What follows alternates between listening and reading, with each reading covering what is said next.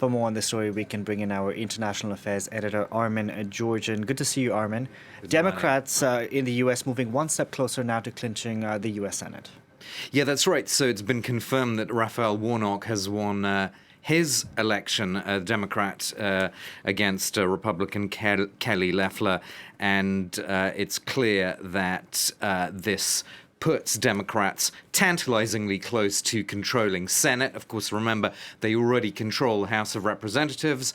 They are about to control the White House as well, provided that the certification of the Electoral College results goes according to plan in Senate.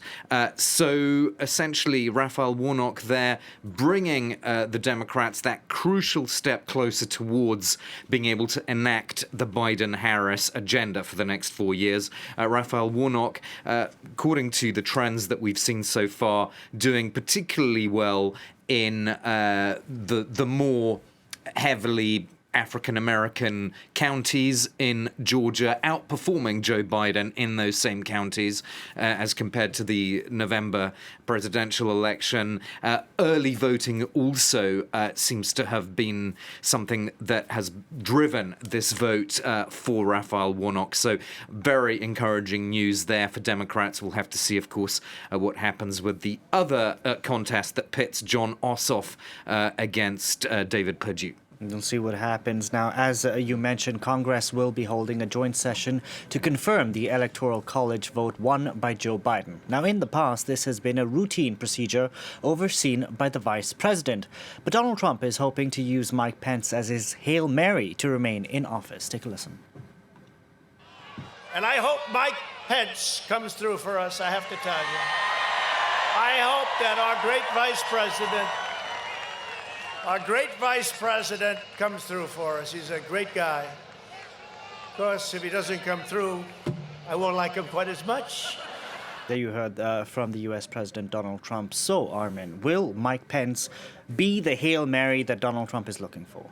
Well, procedurally, he can't really be the Hail Mary because essentially Mike Pence can't vote on anything in this session in Congress unless there is a tie.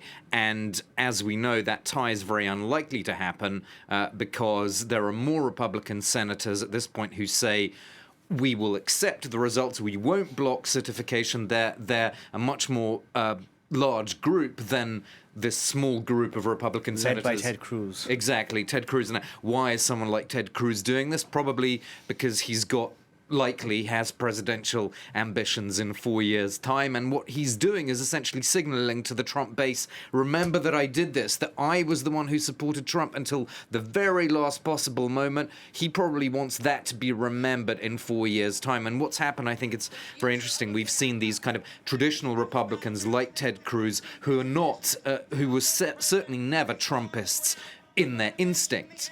But they've realized, quite obviously, over the last 4 years, that the route towards the White House in the future does still go through that Trump base, regardless of what happens. He's controlling the Republican Party. Of course, and whatever happens with Trump in 4 years' time, those rural white working class voters that the Republican Party, the traditional party, ignored for so long, they can no longer be ignored by any future Republican presidential contender, whether that contender is a Trumpist or not.